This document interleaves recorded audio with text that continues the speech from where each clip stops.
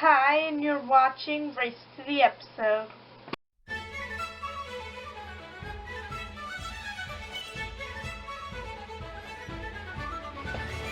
So, today we are talking about Episode 1 and 2, Eye of the Beholder, Parts 1 and 2.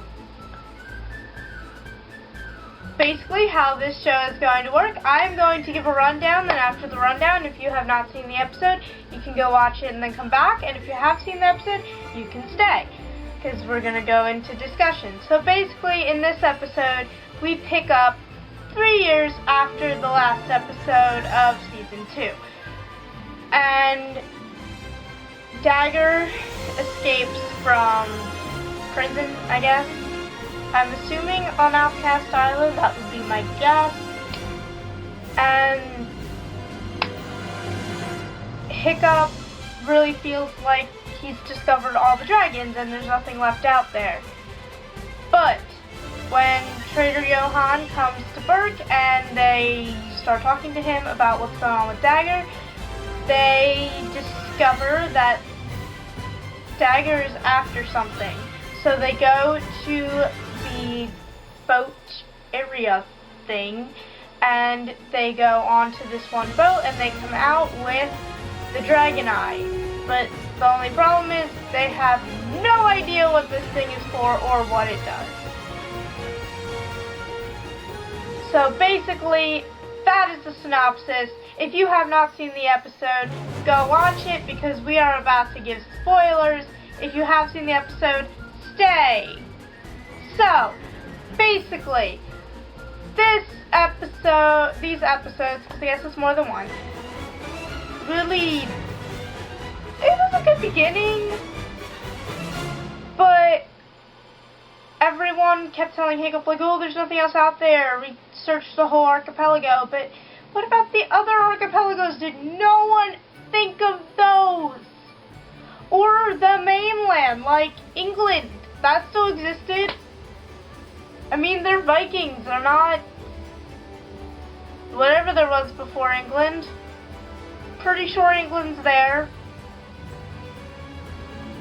It's kind of always been there. They could go check that out. They could go to Greenland, you know, that's near the Viking area.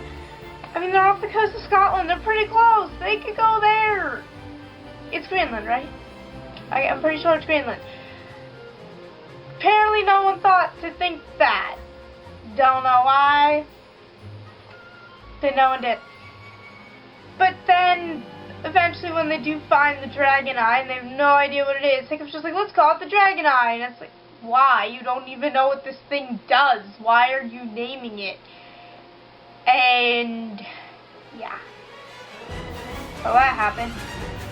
And pretty much all the characters are pretty much the same, just older. And when Dagger came back, I was like, who are you? Because you sound like Dagger, but you don't look like Dagger. I never knew Dagger had red hair like that. We'll get into that in a later episode about that red hair. But then they do find out how to unlock the Dragon Eye, and they discover a new species of dragon called the Snow Wraith. And then they set things on fire, you know, the usual. And then they unlock the Dragon Eye, and they discover that different species of dragons shining light into the Dragon Eye will show all the dragons in that class and where they are found.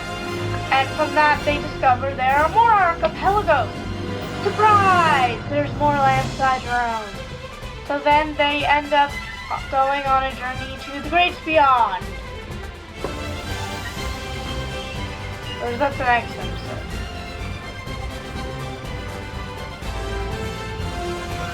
That's the next episode. I'm getting ahead of myself. Anyways, I'm going to give these episodes maybe like a 4 out of 5. It wasn't the best episode, but it wasn't horrible either. It was pretty good. Pretty good beginning, but of course since it is the beginning, we have to, get in. The episode highlight, I'm going to say, is when they're going into they're all going into different boats, and Fish Legs goes into the boat and is like, books, and then I was like, best friend! Because, that's how I feel, it's like books, but of course they were non-fiction, and then I'd be like, these are not books! And, yeah. So, I will see you in the next episode of Race to the Episode.